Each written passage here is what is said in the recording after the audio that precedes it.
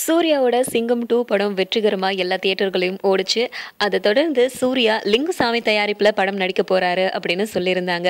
அதே மாதிரி இப்போ லிங்குசாமியோட கூட்டணியில சூர்யாவும் படம் நடிக்க போறாரு. இதனுடைய படப்பிடிப்புகள், ஹீரோயின் இதெல்லாம் கொஞ்ச நாளைக்கு முன்னாடி அறிவிக்கப்பட்டுச்சு. இந்த படத்துடைய தலைப்பு தவிர. ஆனா இந்த படத்துடைய தலைப்பு இப்ப முடிவாயிடுச்சு. அதை வெளியிட்டு இருக்கவும் செஞ்சிருக்காங்க. அதுதான் அஞ்சாதவன் அப்படிங்கிறது தான் சூர்யா நடிச்சிட்டு இருக்க படத்துடைய பேரு. அஞ்சாதவன் அப்படின்னா பயம் இல்லாதவன் அப்படின்னு அர்த்தமா.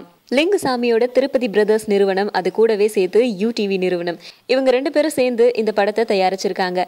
இந்த 2 பேருடைய கூட்டணி இந்த படம் மட்டும்தானா அப்படின்னு கேட்டா, இதுக்கு முன்னாடி வேட்டை, இவன் வேற மாதிரி இந்த படங்கள்ல இணைஞ்ச இவங்க சூர்யாவுடைய இந்த படம், அதாவது அஞ்சாதவன் படத்திலையும் இணையறாங்க.